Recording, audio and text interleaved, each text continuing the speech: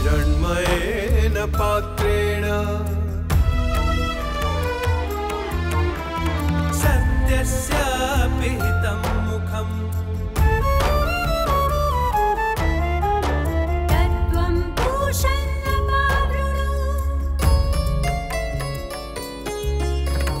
सत्यधर्माय दिष्टये सत्यधर्माय दिष्टये सत्यधर्माय दिष्टये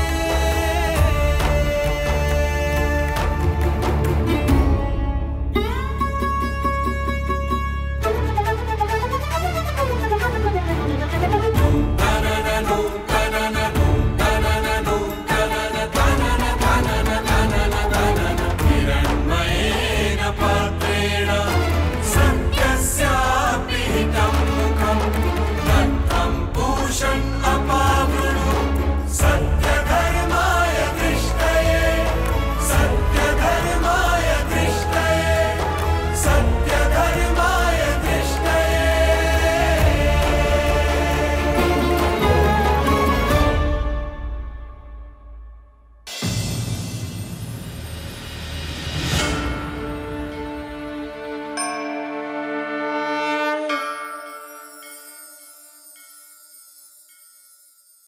धृतस्य भगवद्धर्मा धारावाहिकतां गता सर्वेषे मनसो वृत्तिः भक्तिरित्यभिधीयते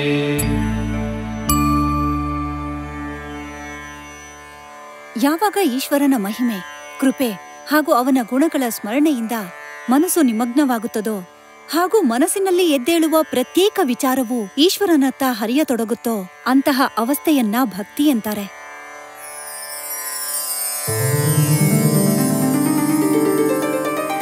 कलयुग के पल सकल विकल में भद्राचल के पावन स्थल में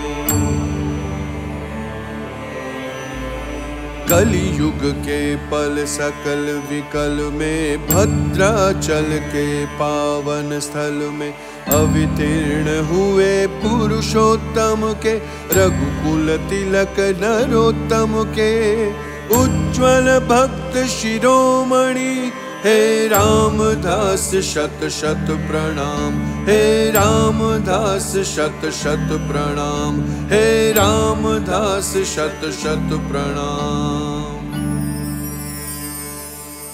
ಸೂತ್ರಧಾರ, ಈ ತ್ಯಾಗರಾಜರು ಯಾವ ರಾಮದಾಸರ ಪ್ರಶಂಸೆ ಮಾಡ್ತಿದ್ರು? ಅವರು ರಾಮಚಂದ್ರನ ಭಕ್ತಿಯಲ್ಲಿ ಸರ್ವೋಚ್ಚರಾಗಿದ್ದಾರೆಂದು ಹಾಗೂ ಈ ಕಲಿಯುಗದಲ್ಲಿ ಭದ್ರಾಚಲ ಪ್ರಸಿದ್ಧವೆಂದು. ಹೌದು ವಿದೂಷಕ, ಸ್ವಯಂ ತ್ಯಾಗರಾಜರು ಅವರ ಪ್ರಶಂಸೆ ಮಾಡುತ್ತಿದ್ದಾರೆ.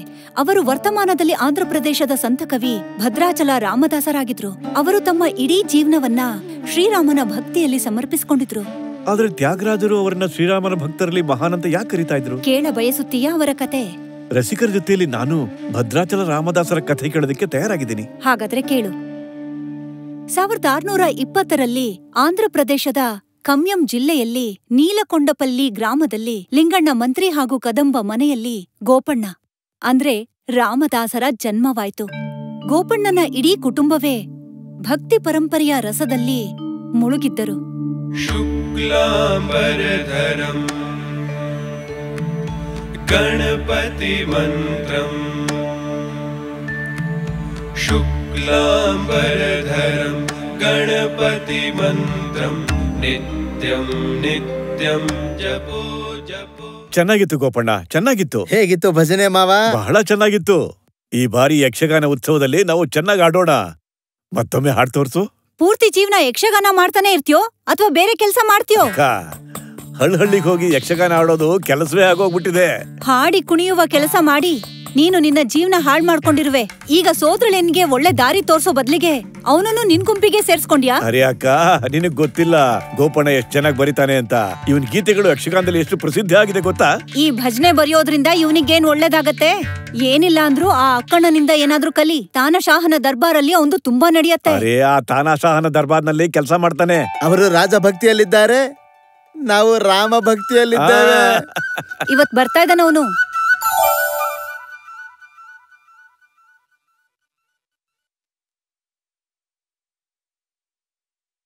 ಅಕ್ಕ, ಹೇಗಿದ್ಯಪ್ಪ? ಚೆನ್ನಾಗಿದ್ದೀನಿ. ಚೆನ್ನಾಗಿರು, ಖುಷಿಯಾಗಿರು.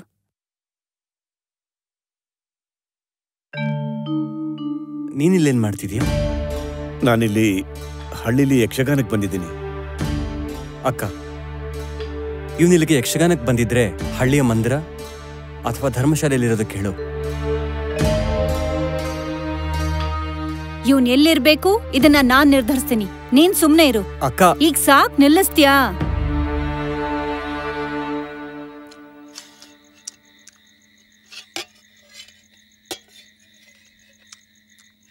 ಇದೇ ರೀತಿ ಜೀವನ ಸಾಗಿಸ್ಬೇಕಂತಿದೀಯಾ? ನೀನ್ ನನ್ನ ಪ್ರಶ್ನೆಗೆ ಉತ್ತರ ಕೊಡ್ಲಿಲ್ಲ. ಊಟ ಮಾಡೋ ಸಮಯದಲ್ಲಿ ಮಾತಾಡಿದ್ರೆ ಅಮ್ಮ ಕೋಪಿಸ್ಕೋತಾಳೆ. ನಿನ್ನ ವಸ್ತುಗಳನ್ನು ಜೋಡಿಸ್ಕೊ. ಅಕ್ಕ, ನನ್ನ ಜೊತೆ ಇವನ್ನ ಗೋಲ್ಕೊಂಡ ಕರ್ಕೊಂಡು ಹೋಗ್ತೀನಿ. ಗೋಪಣ್ಣನನ್ನ ಕರೆದುಕೊಂಡು ಅಕ್ಕಣ್ಣ ಕುತುಬ್ ಶಾಹಿ ವಂಶದ ನವಾಬ್ ಅಬ್ದುಲ್ ಹಾಸನ್ ತಾನಾಶಾಹನ ಬಳಿ ಗೋಲ್ಕೊಂಡಕ್ಕೆ ಹೋದ. ಏನು ನಿನ್ನ ಹೆಸರು? ಕಂಚರ್ಲ ಲಿಂಗಣ್ಣ ಮಂತ್ರಿ. ಅಕ್ಕಣ್ಣ ನಿನ್ನನ್ನು ಶಿಫಾರಸ್ ಮಾಡಿದ್ದಾನೆ. ಕುತುಬ್ ಶಾಹಿಯೊಡನೆ ನಂಬಿಕೆಯಿಂದ ಇರುವೆಯಾ? ಹೌದು ಮಹಾರಾಜ. ಹಳ್ಳಿ ಹಳ್ಳಿಗೂ ಹೋಗಿ ರೈತರಿಂದ ಕರವನ್ನು ವಸೂಲಿ ಮಾಡ್ತೀಯಾ? ಮಾಡ್ತೀನಿ ಮಹಾರಾಜ. ನಾನು ನಿನ್ನನ್ನು ಪಾಲವಂಚ ಪ್ರಾಂತ್ಯಕ್ಕೆ ತಹಶೀಲ್ದಾರ ಮಾಡ್ತೀನಿ. ಎಚ್ಚರವಿರಲಿ, ಕರ ವಸೂಲಿ ಮಾಡುವುದರಲ್ಲಿ ಯಾವ ತಪ್ಪು ಆಗಬಾರದು. ಸರಿ ಮಹಾರಾಜ. ತನ್ನ ಹೊಸ ಜವಾಬ್ದಾರಿಗಳಿಂದ ಗೋಪಣ್ಣ ಪ್ರಸನ್ನನಾಗಿದ್ದ. ರಾಜಭಕ್ತಿಯ ಜೊತೆಗೆ ಅವರ ರಾಮಭಕ್ತಿಯೂ ನಡೀತಿತ್ತು. ಸೂತ್ರಧಾರ, ರಾಮಭಕ್ತಿ ನಾನು ಕೇಳಿದ್ದೀನಿ, ಆದ್ರೆ ಈ ರಾಜಭಕ್ತಿ ಅಂದ್ರೇನು? ವಿದೂಷಕ, ಭಕ್ತಿಯ ಅರ್ಥ ಕೇವಲ ಈಶ್ವರನ ಭಕ್ತಿ ಅಷ್ಟೇ ಅಲ್ಲ. ಪ್ರೀತಿ ಮಾಡುವವನು ಒಬ್ಬ, ಆದರೆ ಪ್ರೀತಿಗೆ ಪಾತ್ರರು ಅನೇಕರಾಗ್ಬೋದು. ಯಾವಾಗ ನಾವು ನಮ್ಗಿಂತ ಚಿಕ್ಕವರು, ಸಮವಯಸ್ನವರು ಅಥವಾ ವಸ್ತುವನ್ನ ಪ್ರೀತಿಸ್ತೀವೋ ಅದನ್ನ ಆಸಕ್ತಿ ಅಂತಾರೆ. ಅಣ್ಣ ತಂಗಿ, ಮಿತ್ರರ ನಡುವಿನ ಪ್ರೀತಿ ಕೇವಲ ಪ್ರೀತಿ. ಆದ್ರೆ ಯಾರ್ ನಮ್ಗಿಂತ ಹಿರಿಯರೋ, ಶ್ರೇಷ್ಠರೋ ಅವರೊಡನೆ ಪ್ರೀತಿ ಭಕ್ತಿಯಾಗತ್ತೆ. ಹೀಗಾಗಿ ಗುರುವಿನೊಡನೆ ಪ್ರೀತಿ ಗುರುಭಕ್ತಿ, ರಾಷ್ಟ್ರದೊಡನೆ ಪ್ರೀತಿ ರಾಷ್ಟ್ರಭಕ್ತಿ, ಈಶ್ವರನೊಡನೆಯ ಪ್ರೀತಿ ಪರಮಭಕ್ತಿ. ಯಾಕಂದ್ರೆ ಈಶ್ವರ ಸರ್ವಶ್ರೇಷ್ಠ. ಇದನ್ನ ಹೊರತುಪಡಿಸಿ ಇಂತಹ ಕೆಲಸವನ್ನ ನಿಸ್ವಾರ್ಥದಿಂದ ಯಾರಾದ್ರೂ ಸನ್ಮಾನ್ಯ ವ್ಯಕ್ತಿಗೆ ಮಾಡಿದ್ರೆ ಅದು ಭಕ್ತಿಯಾಗತ್ತೆ. ಭಕ್ತಿ ಶಬ್ದನೇ ಭಜದಿಂದ ಬಂದಿದೆ. ಅದರ ಅರ್ಥ ಸೇವೆ. ಹೀಗಾಗಿ ಮಾತೃ ಸೇವೆಯನ್ನ ಮಾತೃಭಕ್ತಿ, ಪಿತನ ಸೇವೆಯನ್ನ ಪಿತೃಭಕ್ತಿ, ಆಚಾರ್ಯರ ಸೇವೆಯನ್ನ ಆಚಾರ್ಯ ಭಕ್ತಿ, ಶಾಸನ ಸೇವೆಯನ್ನ ರಾಜಭಕ್ತಿ ಹಾಗೂ ಈಶ್ವರ ಸೇವೆಯನ್ನ ಈಶ್ವರ ಭಕ್ತಿ ಅಂತಾರೆ. ಅಂದ್ರೆ ಯಾವಾಗ ವ್ಯಕ್ತಿ ತನ್ನ ವಿಕಾಸದೊಂದಿಗೆ ಬೇರೆ ಬೇರೆ ವ್ಯಕ್ತಿಗಳ ಜೊತೆ ಸಂಬಂಧ ಮಾಡ್ಕೋತಾನೋ ಮತ್ತೆ ಆ ಸಂಬಂಧ ಬದಲಾಗ್ತಾ ಇರುತ್ತೆ, ಅದೇ ರೀತಿ ಪ್ರೀತಿಯ ಪ್ರಕಾರಗಳು ಬದಲಾಗ್ತಾ ಇರುತ್ತಾ? ನೀನ್ ಸರಿಯಾಗಿ ಅರ್ಥ ಮಾಡ್ಕೊಂಡೆ. ಆದ್ರೆ ಒಂದು ಸಂಬಂಧ ಹೇಗಿದೆ ಅಂದ್ರೆ ಅದ್ಯಾವತ್ತೂ ಬದಲಾಗಲ್ಲ. ಮತ್ತದೇ ಈಶ್ವರ ಹಾಗೂ ವ್ಯಕ್ತಿಯ ಸಂಬಂಧ. ಆ ಪ್ರೀತಿಯ ಸಂಬಂಧದ ಅನುಸಂಧಾನವನ್ನು ವ್ಯಕ್ತಿಯು ತನ್ನ ಒಳಗೆ ಮಾಡಬೇಕಾಗತ್ತೆ. ಗೋಪಣ್ಣ ಶ್ರೀರಾಮನೊಡನೆ ಸಂಬಂಧವನ್ನ ಯಕ್ಷಗಾನದೊಡನೆ ಏನ್ ಬೆಳೆಸ್ಕೊಂಡಿದ್ನೋ ಅದರ ವಿಕಾಸ ಗೋದಾವರಿ ನದಿಯ ತಟದಲ್ಲಿರುವ ಮಂದಿರಗಳ ನಗರವಾದ ಭದ್ರಾಚಲದಲ್ಲಿ ಜಾಗೃತವಾಯಿತು. ನೀವು ಭದ್ರಾಚಲಕ್ಕೆ ಬಂದಿದ್ದೀರಾ, ಆದ್ರೆ ಇಲ್ಲಿ ಮಂದಿರಕ್ಕೆ ಬಂದಿಲ್ಲ ಅಂದ್ರೆ ಇದು ಒಳ್ಳೇದು ಹೇಗಾಗತ್ತೆ? ಇಲ್ಲಿ ರಾಮನ ಪ್ರಾಚೀನ ಮಂದಿರವಿದೆಯಾ? ಇದು ನನಗೆ ಗೊತ್ತೇ ಇರಲಿಲ್ಲ. ಜನರ ನಂಬಿಕೆ ಏನಂದ್ರೆ ಭಗವಂತ ಶ್ರೀರಾಮ, ಮಾತೆ ಸೀತೆ ಹಾಗೂ ಲಕ್ಷ್ಮಣ ವನವಾಸದ ದಿನಗಳಲ್ಲಿ ಇಲ್ಲಿ ಉಳ್ಕೊಂಡಿದ್ರು ಅಂತ. ಹೌದಾ? ಒಳಗೆ ಹೋಗೋಣ ಬನ್ನಿ. ಮತ್ತೆ ತಹಶೀಲ್ದಾರ್ ಗೋಪಣ್ಣ ಮಂದಿರದ ಒಳಗೆ ಹೋಗಿ ಭಗವಂತ ಶ್ರೀರಾಮನ ದರ್ಶನ ಪಡೆದ.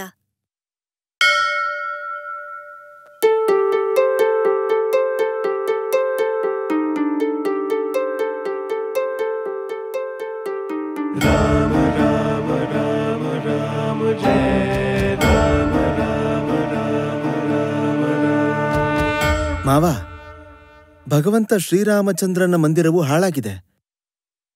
ಯಾರೂ ಇದನ್ನು ನೋಡಿಕೊಳ್ಳುವವರಿಲ್ಲವಲ್ಲ. ಇಲ್ಲಿನ ಜನ ಬಡವರು, ರೈತರು ಕೃಷಿ ಮಾಡ್ತಾರೆ. ಶಾಸನದ ಕಡೆಯಿಂದ ಸಹಾಯ ಸಿಕ್ಕರೆ. ಶಾಸನವು ಮಂದಿರಗಳಿಗೆ ಖರ್ಚು ಮಾಡಲಾಗದು, ಆದರೆ ನಾವೆಲ್ಲರೂ ಸೇರಿಕೊಂಡು ಈ ಜವಾಬ್ದಾರಿಯನ್ನು ತೆಗೆದುಕೊಳ್ಳಬಹುದು. ಅಕ್ಕಪಕ್ಕದ ಹಳ್ಳಿಗಳಿಂದ ಚಂದವನ್ನು ಸೇರಿಸೋಣ, ಆಗ ಮಂದಿರದ ಜೀರ್ಣೋದ್ಧಾರ ಆಗತ್ತೆ. ಆದ್ರೆ ನಮ್ಮ ಮಾತನ್ನ ಯಾರು ಕೇಳ್ತಾರೆ ಸಾಹೇಬ್ರೆ? ನೀವು ತಹಶೀಲ್ದಾರರು, ಒಂದ್ ವೇಳೆ ನೀವು ಹೇಳಿದ್ರೆ ಏನಾದ್ರೂ ಆಗ್ಬೋದೇನೋ. ಹಾಗೆ ಮಾಡುವ, ಇದು ನನ್ನ ಜವಾಬ್ದಾರಿ. ಧನ್ಯವಾದ. ಹಳ್ಳಿಗಳಿಂದ ಚಂದವನ್ನ ಸೇರಿಸಿ ಭಗವಂತ ಶ್ರೀರಾಮನ ಪ್ರಾಚೀನ ಮಂದಿರದ ಜೀರ್ಣೋದ್ಧಾರ ಶುರುವಾಯಿತು. ಜನರು ಯಥಾಶಕ್ತಿ ದಾನ ಮಾಡಿದ್ರು.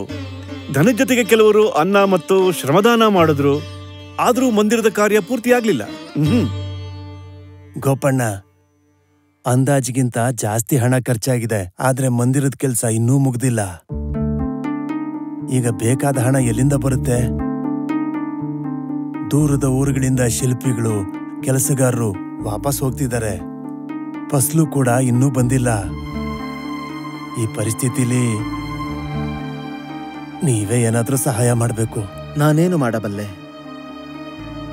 ಒಂದು ವೇಳೆ ನೀವು ಖಜಾನೆಯಿಂದ ನಮಗೆ ಸ್ವಲ್ಪ ಹಣ ಸಾಲ ಕೊಟ್ರೆ. ಇಲ್ಲ, ಅದು ಕರ ವಸೂಲಿಯ ಹಣ. ಅದು ಫಸಲು ಬರ್ತಿದ್ದಂಗೆ ನಾವು ಸಾಲನ ವಾಪಸ್ ಕೊಟ್ಬಿಡ್ತೀವಿ. ಸ್ವಲ್ಪ ಸಮಯದವರೆಗೂ ಅಷ್ಟೇ. ಮಂದಿರದ ಕೆಲಸನೂ ಪೂರ್ತಿ ಆಗತ್ತೆ, ಮತ್ತೆ ಕರದ ಹಣ ಕೂಡ ವಾಪಸ್ ನವಾಬರ ಖಜಾನೆಗೆ ಸೇರುತ್ತೆ. ಇದರಿಂದ ತಾನಾಶಾಹರಿಗೆ ಯಾವುದೇ ನಷ್ಟ ಆಗೋದಿಲ್ಲ ಗೋಪಣ್ಣ. ಸರಿ, ನಾನು ನಿಮ್ಮ ಮೇಲೆ ನಂಬಿಕೆ ಇಟ್ಟು ಖಜಾನೆಯಿಂದ ಸಾಲವನ್ನು ತೆಗೆದುಕೊಳ್ಳುವೆ.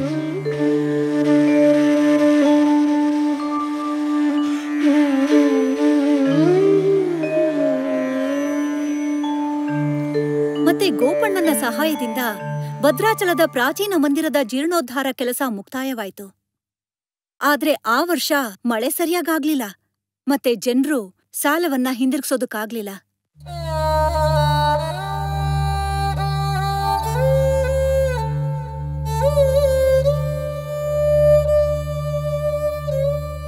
ನಮಗೆಲ್ಲ ಮುಜುಗರ ಆಗ್ತಾ ಇದೆ ಗೋಪಣ್ಣ.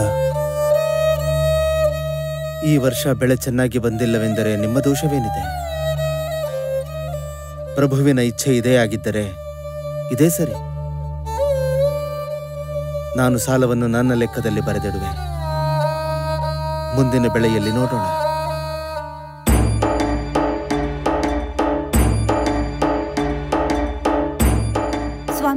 ಸ್ವಾಮಿ, ನವಾಬರ ಸಿಪಾಯಿಗಳು ಬಂದಿದ್ದಾರೆ. ಗೋಪಣ್ಣ, ನವಾಬ್ ಅಬ್ದುಲ್ ಹಸನ್ ತಾನಾಶಹರ್ ಆಜ್ಞೆಯಂತೆ ನಾನ್ ನಿಮ್ಮನ್ನ ಬಂಧಿಸ್ತಿದ್ದೀನಿ. ಗೋಪಣ್ಣ, ಜನರು ಈಗ ನಿನ್ನ ಭದ್ರಾಚಲ ರಾಮದಾಸ ಅಂತಿದಾರ? ಭದ್ರಾಚಲದ ರಾಮನ ದಾಸ. ಇದು ನನ್ನ ಮೇಲೆ ರಾಮನಿಗಿರುವ ಕೃಪೆ. ಹಾಗಾದರೆ ನೀನಿಲ್ಲಿ ಯಾವ ಉಲ್ಲಂಘನೆಯನ್ನು ಮಾಡಿದ್ದೀಯೋ ಅದರ ಪಾವತಿಯನ್ನು ರಾಮನೇ ಮಾಡ್ತಾನಾ? ನನಗೆ ಗೊತ್ತಿಲ್ಲ ಮಹಾರಾಜ. ನನ್ನ ಉದ್ದೇಶ ಶುದ್ಧವಾಗಿತ್ತು. ನಾನು ಕಳ್ಳತನ ಮಾಡಿಲ್ಲ. ಖಜಾನೆಯಿಂದ ತೆಗೆದುಕೊಂಡ ಹಣವನ್ನು ಜನರು ಕೊಡುತ್ತಾರೆಂದು ನನಗೆ ನಂಬಿಕೆ ಇದೆ. ನಿನಗೆ ಜನರ ಮೇಲೆ ಬಹಳ ನಂಬಿಕೆ ಇರುವ ಹಾಗಿದೆ. ಒಂದು ವೇಳೆ ಅವರು ನೀಡದಿದ್ದರೆ? ಕಳ್ಳರಿಗೆ ಕೊಡುವ ಸಜೆ ನನಗೂ ಆಗಲಿ. ಎಲ್ಲಿಯವರೆಗೂ ರಾಜರ ಖಜಾನೆಯಿಂದ ತೆಗೆದುಕೊಂಡ 1,00,000 ರೂಪಾಯಿ ಬಡ್ಡಿ ಸಮೇತ ರಾಜರ ಖಜಾನೆಯಲ್ಲಿ ಮರಳಿ ಬರುವುದಿಲ್ಲವೋ ಅಲ್ಲಿಯವರೆಗೂ ನೀನು ಗೋಲ್ಕೊಂಡದಲ್ಲಿ ಖೈದಿಯಾಗಿರುವೆ. ನನ್ನ ರಾಮನಿಚ್ಛೆ ಹೇಗಿದೆಯೋ ಹಾಗೆ. किस विध मुझ पर कृपा करोगे, इन वंशोत्तम हे राम। किस विध मुझ पर कृपा करोगे, इन वंशोत्तम हे राम।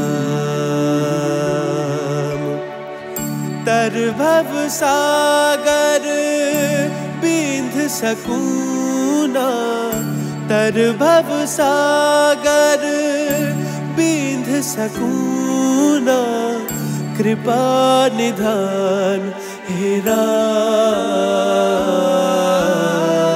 श्री रघुनंदन सीतारमण श्रितर्जन पोषक हे राम।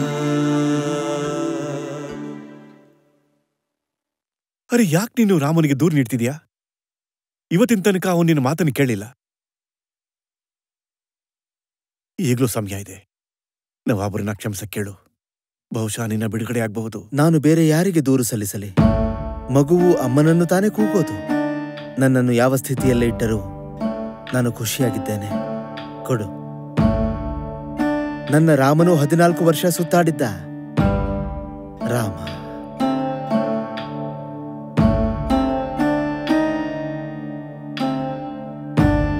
ಬಡ್ಡಿ ಬೆಳೀತಾ ಹೋಯ್ತು. ಸಾಲ ಹೆಚ್ಚಾಗ್ತಾ ಇತ್ತು. ಆದ್ರೆ ಯಾರೂ ಮುಂದೆ ಬರಲಿಲ್ಲ. ಜನರ ಮನಸ್ಸಿನಲ್ಲಿ ತಾನಾಶಾಹನ ಭಯವಿತ್ತು. 12 ವರ್ಷಗಳ ಕಾಲ ಗೋಪಣ್ಣ ಕಾರಾಗೃಹದ ಕೊಠಡಿಯಲ್ಲಿ ಕೇವಲ ರಾಮನ ಗೀತೆ ಹಾಡ್ತಿದ್ದ. ಏಕಾಂತ, ಹತಾಶೆ ಹಾಗೂ ನಿರಾಶೆಯ ಕ್ಷಣದಲ್ಲಿ ಅಭಿವ್ಯಕ್ತವಾದ ಗೋಪಣ್ಣನ ರಾಮ ಭಕ್ತಿ ತೆಲುಗು ಸಾಹಿತ್ಯದ ಅಮೂಲ್ಯ ನಿಧಿಯಾಯಿತು.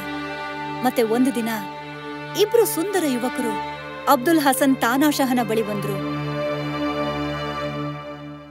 ನಾನು ರಾಮ, ಇವನ್ ನನ್ನ ತಮ್ಮ ಲಕ್ಷ್ಮಣ. ಎಲ್ಲಿಂದ ಬಂದಿರಿ?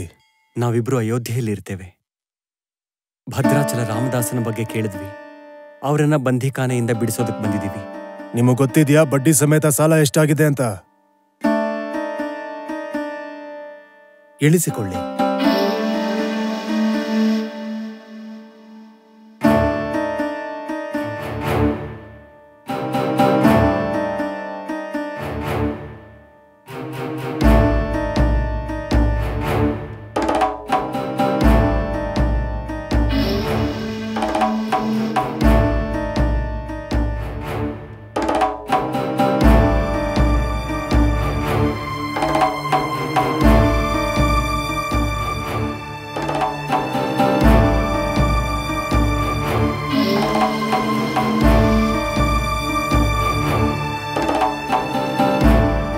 ಮಹಾರಾಜ,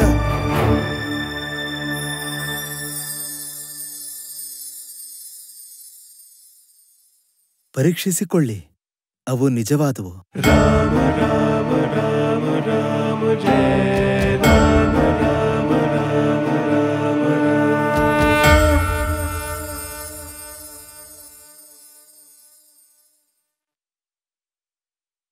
ಗೋಪಣ್ಣ, ನನಗೆ ಗೊತ್ತಿಲ್ಲ ನಿನ್ನ ಭಾಗ್ಯದಲ್ಲಿ ಏನಿದೆ ಅಂತ. ನಿನ್ನ ನೋಡೋದಕ್ಕೆ ಅಬ್ದುಲ್ ಹಸನ್ ತಾನಾಶಾಹ ಬಂದಿದ್ದಾರೆ.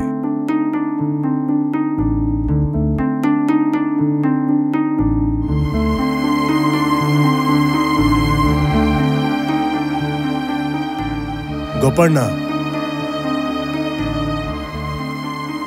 ನಿಜವಾಗಿಯೂ ನೀನು ಭದ್ರಾಚಲ ರಾಮದಾಸನಾಗಿದ್ದೀಯಾ?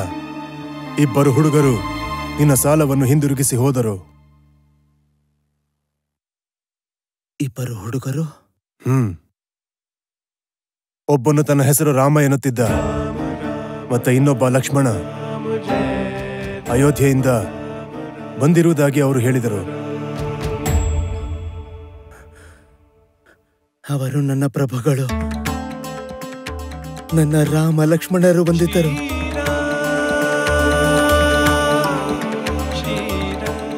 ಧನ್ಯವಾದವನ್ನು ಹೇಗೆ ಹೇಳಲಿ ಕರುಣಾಕರ? ಹೇಗೆ ಹೇಳಲಿ?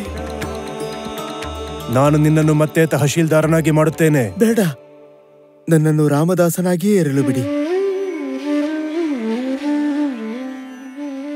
ನಾನು ರಾಮದಾಸನಾಗಿಯೇ ಇರ್ತೇನೆ. ಹೀಗೆ ಇರುತ್ತೇನೆ.